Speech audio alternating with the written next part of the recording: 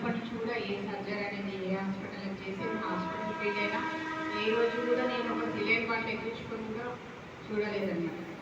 అలాంటిది చాలా భయం వేస్తుంది. ఇట్లా జరిగిందని అనుకున్నాను. ఏమో నాకు అర్థం కాలేదు. శోధన నాకు తెలియదు. అనుకోకుండా అలా జరిగినప్పుడు మరి మాస్టర్ ఫోన్ చేస్తుంది. రేఖ ఫోన్ చేసి చెప్పింది. నేను ఇంకా ఫోన్ చేయని పరిస్థితిలో కూడా ఉన్నాను, బాధలో ఉన్నాను కాబట్టి నేను చేయలేకపోయినా.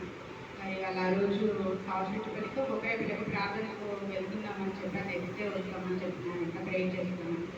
నెక్స్ట్ డే సర్జరీ టైంకి కరెక్ట్ నన్ను తీసుకుపోయే టైంకి కరెక్ట్ వచ్చారు. ఇద్దరు వచ్చి ప్రార్థన చేస్తున్నాను. ధైర్యం చెప్తున్నాను. ప్రేర్ చేస్తున్నాను. కాదు దేవుడు ఉన్నాడు, బాగా జరుగుతుంది. నెక్స్ట్ డేనే సర్జరీ జరిగింది. సర్జరీకి వెళ్ళినప్పుడు కూడా మరి మత్తు నాకు ఎక్కలే. 2-3 సార్లు ఎక్కించారు. అందరికంటే లాస్ట్ నాకు ఎక్కి పెట్టింది. కానీ మత్తు ఎక్కడం లేదు. పాపకు ఈ అమ్మాయికి నెక్స్ట్ డే చేసేసిందని అనుకున్నాడు.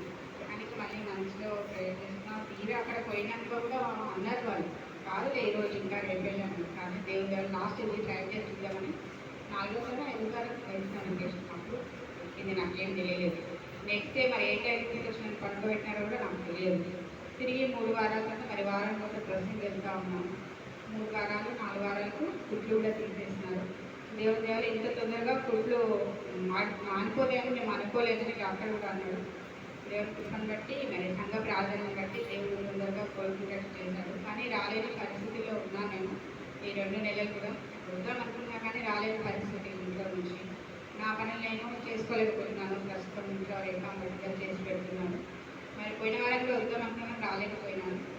శారీ కూడా నేను కట్టుకోలేదు. నా పాపని కట్టి నా స్థితిలో నేను ఉన్నాను.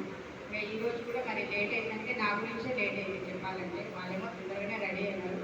నేను మరి వస్తామా లేదా ఎట్లా నాకు లేదా వద్దా లేదా అనుకున్నాను. మళ్ళీ దేవుడు దేవుడు మరి నడిపించినాడు. సాక్షి కూడా లాస్ట్ వీకే చెప్పాల్సింది అన్న కూడా అన్నాడు.